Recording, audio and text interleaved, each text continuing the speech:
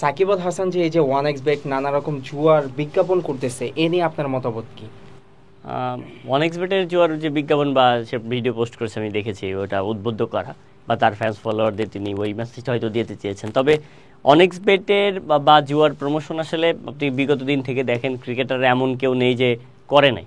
Even আপনি দেখেন বাংলা টাইগার্সের হয়ে সাকিব আল হাসান যখন খেলো তখন কিন্তু অনেক্স বেট, ক্রিকেক্স এগুলো বিভিন্ন জুয়ার সাইটের বিজ্ঞাপন কিন্তু সেই জার্সিগুলো তো ছিল, তো ফ্র্যাঞ্চাইজি লিগ করেছে। এখন যেটা বিতর্ক মানে নতুন জন্ম দিয়েছে সেটা হচ্ছে সাকিব আল হাসান নিজে তার ভেরিফাইড পেজে সে আপলোড করেছে এবং সরাসরি সে চুক্তিবদ্ধ। এর আগে দেখেন বিসিবি এবং পাপনের আমলে বিসিবিও চুক্তি ছিল ক্রিকেক্সের সাথে সাকিব আল হাসানের ছিল, যে বিশেষ করে বেড উইনারের সাথে দুই বিসিবি এবং সাকিব, সেখান থেকে বিসিবিও জড়িত, সাকিবও জড়িত। তো এইখান থেকে যদি আমি একটু যুক্তি, এটা তো অবশ্যই ভালো কাজ নয়, জুয়া কিন্তু অবশ্যই ভালো কাজ নয়। সেখান থেকে দেখেন বাংলাদেশের পরিপ্রেক্ষিতে যদি আমি বলি, আপনি কারণ বাজার অথবা হোটেল ইন্টারকন্টিনেন্টালের অপোজিটে একটু খেয়াল করবেন, বিজ্ঞাপনের যে বোর্ড থাকে সেখানে অনেক্স বেটের জুয়ার বিজ্ঞাপন চালানো হয় পুলিশের সামনে এবং জনসম্মুখে চালানো হচ্ছে। সেখানে আপনি দেখেন কন্টেন্ট ক্রিয়েটর থেকে শুরু করে নায়ক নায়িকারাও কিন্তু জুয়ার সাইটগুলো বিজ্ঞাপন করছে। তো সেখান থেকে যদি আমি একটা যুক্তি দেই, তারা যদি করতে পারে সাকিব আল হাসান করলে কেন বিতর্ক হবে? তাদের বেলায় আসলে মানুষের এই ভয়েসটা কোথায় চলে যায় বা বিতর্ক কেন হয় না? তখনই তো এটা বন্ধ করা দরকার ছিল। যদি যৌক্তিকতার দিক থেকে দেখি যে তারা যদি আসলে এই জুয়ার মানে রেগুলারলি প্রমোশন করতে থাকে, তাহলে সাকিবও করেছে। আমি মনে করি সাকিব তো তাদের পরে করেছে, আগে থেকে সে চুক্তিবদ্ধ ছিল, নানা কাণ্ডে সে বিতর্কিত হয়েছে। তো সেখান থেকে তো এই নায়ক নায়িকাদের বা কন্টেন্ট ক্রিয়েটর, আপনি দেখেন ফেসবুক খুললে আপনি জুয়ার বিজ্ঞাপন দেখবেন, যে কোনো একটা অ্যাপসে ঢুকবেন জুয়ার বিজ্ঞাপন আপনি হরহামেশাই দেখতে থাকবেন। আর বিশেষ করে বাংলাদেশে যদি মানে আইনের সামনে এই হোটেল ইন্টারকন্টিনেন্টাল যে বিজ্ঞাপন বোর্ডে যেখানে অনেক্সবেট চালানো হচ্ছে, সেখানে 5 স্টার হোটেল, পাশাপাশি ডিএমপি, তারপরে ডিবি, তো সেখানে আইন শৃঙ্খলা বাহিনীর চোখের নাগালেই তো মানে আপনি বিজ্ঞাপন প্রচার করছেন। সেখান থেকে সাকিব আল হাসান সোশ্যাল মিডিয়ায় পোস্ট করাতে এত বিতর্ক, আমি মানে ব্যক্তিগতভাবে কি বলবো, বিতর্ক যদি করা হয় তাহলে যৌক্তিকভাবে করতে হবে, সবারটাই আসা উচিত, শুধু সাকিব আল হাসান না। আচ্ছা ভাই, আপনি যেহেতু সাকিব আল হাসানের পক্ষ নিয়ে এত কথা বলতেছেন, Shakib Al Hasan one x bet মানে জুয়ার প্রমোশন করতেছে, সেই দিকটা আপনি অ্যাপ্রিসিয়েট করতেছেন, অন্যদের সাথে তুলনা করতেছেন।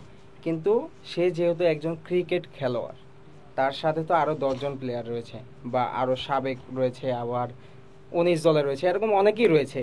তারা তো বা তাদেরকে তো আমরা দেখিনি এই পর্যন্ত যে ওয়ান এক্স বেট এত হাইলাইটলি প্রমোট করতে।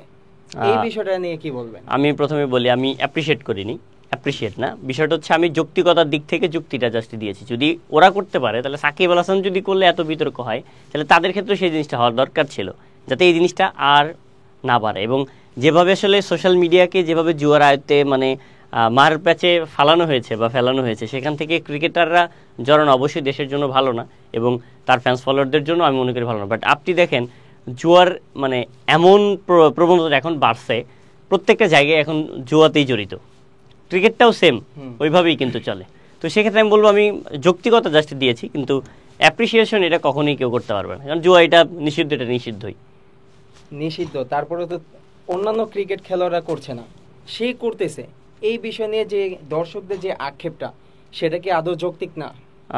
অবশ্যই যৌক্তিক, তবে সাকিব আল হাসান এটা নতুন না, সাকিব আল হাসান এর আগেও করেছে, আবার সে চুক্তিবদ্ধ থেকে আবারও বের হয়েছে। দেখেন সাকিব আল হাসানের মার্কেটিংয়ের যে ব্যাপারটা আমি খেয়াল করেছি এর আগে, বেট উইনারের সাথে যখন সে ব্যাট হাতে নিয়ে একটা ছবি পোস্ট করেছে, বেট উইনারের সাথে ওইভাবে তার চুক্তি হয়নি।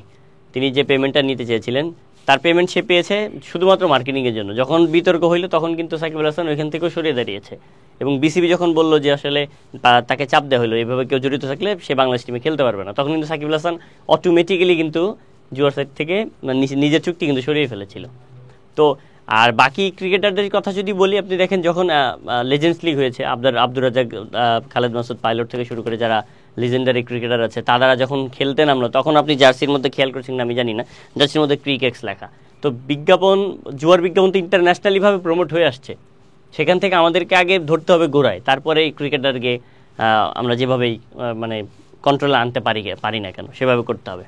আচ্ছা ভাই, এখন আপনার মতে সাকিব আল হাসান যে এই যে জুয়া নিয়ে নানা রকম প্রমোশন করতেছে, এটা আপনার মতে কি যৌক্তিক নাকি অযৌক্তিক? না, এইটা আমি আগেও বললাম, এইটা কখনোই একটা প্লেয়ার থেকে কাম্য নয়, কখনোই। শুধু প্লেয়ার না, বাংলাদেশের যারা পরিচিত মুখ আছে তাদের থেকে এই জিনিসটা তো একদমই আসা ঠিক না। দেখেন বড় একটা অংশ টিকটক, এখানে যারা কন্টেন্ট ক্রিয়েটররা আছে প্রচুর পরিমাণে জুয়ার সাইডের প্রমোশন, এইখানে যদি মানে সরকার তদারকি না করে বা আইন শৃঙ্খলা বাহিনী যদি এটা তদারকি না করে, তাহলে আমি মনে করি না আসলে এই প্রবণতাটা কমবে। এটা মানে ডে বাই ডে বাড়তেই থাকবে।